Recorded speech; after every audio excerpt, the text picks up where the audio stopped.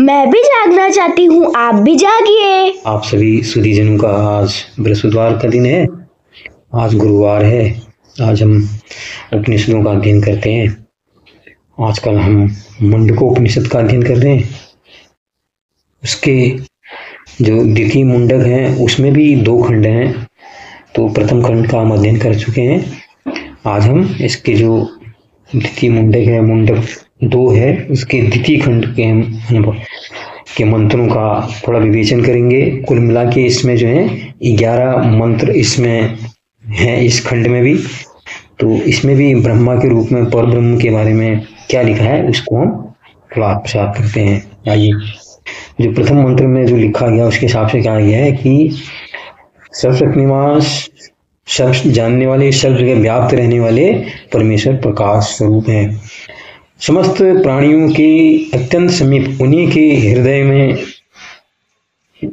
गुह्य के रूप में छुपे होने के कारण उनको गुहाचर नाम से भी उनको कहा जाता है। जितने भी हिलने चलने वाले, श्वास लेने वाले, आंखें मूंदने वाले, खोलने वाले प्राणी हैं, उन सब का समुदाय इन्हीं परमेश्वर को समर्पित है, अर्थात स्थित है। सबके आश्रय ये परमात्मा ही है। ये सत और असत तथा सारे कार्य कारण एवं प्रकट और सब कुछ यही है। सबके द्वारा वर्णन करने एवं अत्यंत श्रेष्ठ है। समस्त प्राणियों की बुद्धि से, अर्थात बुद्धि द्वारा अज्ञेय है। इस साधारण बुद्धि से इनको नहीं जाना जा सकता है। तो जो द्वितीय मंत्र कह रहे हैं, जो परम ब्रह्मा परमेश्वर अतिशय दैदिप्यमान प्रकाश स्वरूप है, जो सूक्ष्म से भी अतिशय सूक्ष्म, हवा चलती है तो वो हमें दिखती है, नहीं दिखती है ना। समस्त लोक और लोक में रहने वाले समस्त प्राणी स्थित हैं, अर्थात सबकी इनके आश्रित हैं। वे ही परम अक्षर ब्रह्म हैं, वे सबके जीवनदाता प्राण हैं, वही सबको प्राण देते हैं। वे ही वाणी, मन, समस्त जगत के इंद्रिय के अंत कारण सूक्ष्म प्रकट हैं। वही परम सत्य और अमृत अविनाशी तत्व हैं। तो इसलिए उनको कहा गया है, जो शौनक ऋषि वो कह रहे हैं कि तू इनको ही तू जान, सब कुछ जानने लायक यही है। द्वितीय मंत्र में कहा गया है कि यहाँ पर एक उदाहरण दिया गया बाण के द्वारा। जिस प्रकार किसी बाण को लक्ष्य पर छोड़ने से पहले उसके नोक को धार लगाया जाता है, तीक्ष्ण किया जाता है और भी, ताकि अच्छा निशान लगे। और उस पर चढ़ा हुआ जो धूल इत्यादि उसमें वो आ गई है, उसको सबको दूर करने के लिए उसको उज्ज्वल और चमकीला बनाया जाता है। तो इसी प्रकार आत्मा रूपी बाण को उपासना द्वारा निर्मल शुद्ध बनाकर उसको प्राण स्वरूप धनुष पर भली भांति चढ़ाना चाहिए, ताकि आत्मा को प्रणय के उच्चारण उसके असुर परमात्मा की चिंता में सम्यक प्रकार से लगाना चाहिए। इसके अनंत पर जैसे धनुष को पूरी शक्ति से खींचकर लक्ष्य पर छोड़ा जाता है, उस तरह से पूरी लक्ष्य को भेद कर सके, यहाँ भावपूर्ण चित्त से ओमकार का अधिक से अधिक लंबा उच्चारण है, उसके अर्थ का प्रगाढ़ सुदीर्घ काल तक चिंतन करने के लिए कहा गया है, जिसमें आत्मा निश्चित रूप से अविनाशी परमात्मा में प्रवेश कर जाए और तन्मय होकर अविचल स्थिति प्राप्त कर ले। भाव यह है, अर्थ यह है कि ओंकार का प्रेम पूर्वक उच्चारण एवं उसके अर्थ को परमात्मा प्रगाढ़ चिंतन की उसकी प्राप्ति का ही सर्वोत्तम उपाय है। ओमकार कह लो, कुछ भी कह लो, लेकिन सबसे पहले वहां पर एकाग्रता है, ध्यानस्थ होकर सब करना है। चौथे मंत्र में है कि ये जो ओमकार है वो मानो धनुष है, और ये जीवात्मा जो है, जो शरीर जिसमें है, जो शरीरधारी है, वो बाण है, और परम ब्रह्मा परमेश्वर ही उसके लक्ष्य हैं, जहां तक पहुंचता है। तत्परता से उनकी उपासना करने वाली प्रमाद रहित साधक द्वारा ही वो लक्ष्य भेदा जा सकता है। तो इसलिए इसी लक्ष्य के प्रति लग जाना है, क्योंकि देखो यहाँ पर इंद्रियों से भी, यहाँ पर इंद्रियां भी तो जुड़ी हैं भटकाने के लिए। तो इंद्रियों को से विमुख इंद्रियां जो है अपनी काम करती रहेंगी, लेकिन इंद्रियासक्त नहीं होना है। हाँ? इंद्रियों के प्रति आसक्ति छोड़ के ही अपने काम करो, तो परम ब्रह्म की प्राप्ति होगी। मंत्र 5 जो है वो कह रहा है कि इन परम ब्रह्म परमात्मा में स्वर्ग पृथ्वी तथा उनके बीच का संपूर्ण आकाश एवं समस्त प्राण और इंद्रियों सहित मन बुद्धि रूप अंतःकरण सब के सब ओतप्रोत हैं। उन्हीं एक सर्व परमात्मा परमेश्वर को तुम पूर्वोक्त उपाय के द्वारा जानो। दूसरी सब बातों को, जो बाकी चीजें कह रही व्यर्थ हैं, वो ऐसी हैं, फालतू की, उनके बारे में चर्चा जो है ठीक है, समाज में जो टाइम काटने के लिए बैठे हुए उनके पास छोड़ दो। ये सारी चीजें तुम्हारे उसमें बाधा है, उनको छोड़ दो, जो फालतू चीजों में लगे हैं उनसे विरक्त होकर अपनी साधना में तत्पर रहो। जो अमृत का सेतु है, समुद्र संसार समुद्र से पार होकर अमृत परमात्मा को प्राप्त करने के लिए पुल के सदृश है। लगे रहो, जो आदमी गप मार रहे हैं, टाइम वेस्ट कर रहे हैं, उनके पीछे अपना टाइम वेस्ट मत करो, एकाकार रहो, परम ब्रह्म को जानने की कोशिश करो।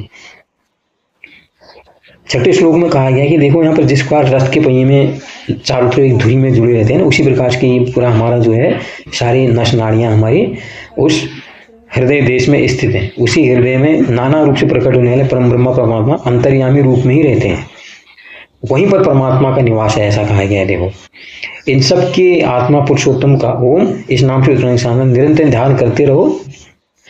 इस प्रकार परमात्मा के ओम का नाम जब इसके अर्थों परमात्मा का ध्यान करते रहने से आप उस परमात्मा को प्राप्त करने में समर्थ हो जाओगे।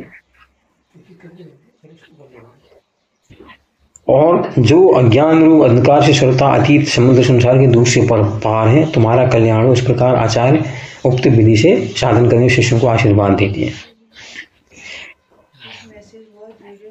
श्लोक मंत्र जो है 7।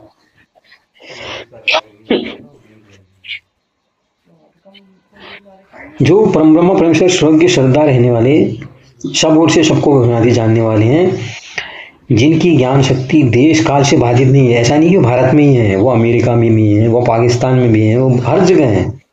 पूरा जगत उन्हीं की महिमा से व्याप्त है। वो सबके आत्मा परमेश्वर परम व्योम नाम से प्रसिद्ध आकाश परम लोक में स्वरूप में स्थित है। संपूर्ण प्राणी के प्राण शरीर का नियमन करने में ये परमेश्वर मन में व्याप्त होने के कारण को इनको मनोमय भी कहते हैं। ये प्राणियों के हृदय में निवास करके स्थूल शरीर में प्रतिष्ठित है। बुद्धिमान मनुष्य विज्ञान द्वारा उन परम ब्रह्म को भलीभांति प्रत्यक्ष कर लेते हैं। अब विज्ञान भी इस चीज को, जो बातें कही ना, पूरा ही ये संसार, पूरा व्योम, पूरा खाली जगह जो है वो पूरा ही परम ब्रह्म है करके देखो। हवा चल रही है, पता भी नहीं लगता कब आ रही है, कहाँ से आ रही है। हमको सिर्फ पत्ते पेड़ पौधे हिलते हुए दिखाई देते हैं। कुछ इस तरह के भाव आप समझ लीजिए।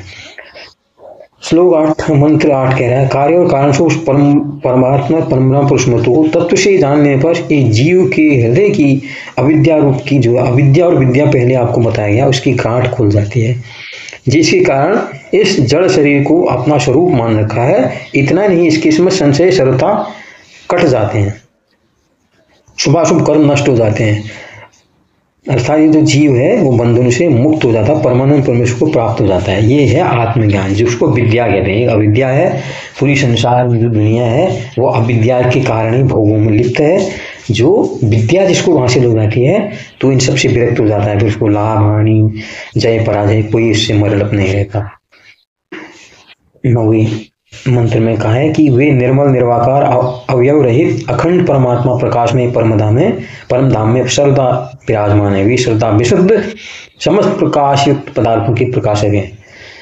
उन्हीं आत्मज्ञानी से उनको आत्मज्ञानी महात्मा जन ही जानते हैं। जिनको ज्ञान हो गया, जिनको आत्मज्ञान हो गया, उनको प्राप्त हो जाते हैं।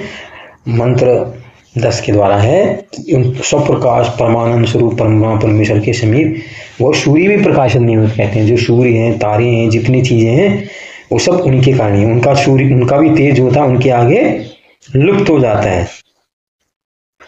चंद्रमा तारा बिजली भी वहां नहीं चमकते। फिर उस लौकिक अग्नि की तो बात ही क्या है, क्योंकि प्राकृत जगत में तो जो कुछ प्रकाशित हैं वो सब उस परम ब्रह्म परमेश्वर की प्रकाश शक्ति के अंश को पाकर ही प्रकाशित हैं। यहाँ पर जितना जो कण कण में भगवान कहते हैं, देखो कहाँ पर बीज डालो, कहीं पर उग रहा है, कुछ भी उग रहा है, कहीं पर आदमी मेहनत नहीं करता, वहाँ भी खेती होती है। तो सब ऊपर वाले की दया से यहाँ पर होता है, जो इस सृष्टि को चला रहा है। वे अपने प्रकाश से अपना प्रकाश कैसे फैला सकते हैं? संपूर्ण जगत एक जगत आत्मा पुरुषोत्तम प्रकाश से अथवा उसके प्रकाश से एक शुद्धतम अंश से प्रकाशित हो रहा है। पूरा भी नहीं कि सब जोर लगा रखा हूं, पता नहीं कितने असंख्य कह रहे हैं ना, ब्रह्मांड में कितने तारे, कितने पिंड, सबको देखना है, सबका ख्याल किया जा रहा है। ये नहीं कि धरती में ही है, तो ऐसा नहीं है। धरती में तो एक शुद्र एक अंश आ रहा है उनका, ब्रह्मा जो सृष्टि करता है उसका। अंतिम जो मंत्र है वो कह रहा है, इस मंत्र में परमात्मा की सर्वव्यापकता सर्वता का प्रतिपादन किया गया है। अर्थात यह है कि जो अमृत स्वरूप परम ब्रह्म परमात्मा ही आगे पीछे दाएं पीछे ऊपर नीचे सब जगह फैले हुए हैं। विश्व ब्रह्मांड के रूप में विश्व ऋषि ब्रह्मा ही प्रत्यक्ष दिखाई दे रहे हैं। जिसको हम जो देख रहे हैं, जो सूरज हमको दिखाई दे रहा है, चंद्रमा में दिखाई दे रहा है, पेड़ पर जो भी चीज व्याप्त है वो सब उन्हीं का रूप है। जो आप उनको आकार निराकार लोग कहते हुए अरे ये मूर्ति पूजा करते हैं, ये करते हैं, ये वो तरीका है, लेकिन असली क्या है, ये पूरा ही वही है। बादल आ रहे हैं, तारे दिख रहे हैं, चंद्रमा दिख रहा है, सूर्य दिख रहा है, सब वो परम ब्रह्मा परमेश्वर का ही अंश है। तो कितनी अच्छी बातें लगी। तो ये थे द्वितीय मुंडक का द्वितीय खंड। अगले हफ्ते हम तृतीय मुंडक के प्रथम खंड पे बात करेंगे। आज के लिए इतना ही। बहुत बहुत धन्यवाद। नमस्कार। आपका दिन शुभ हो।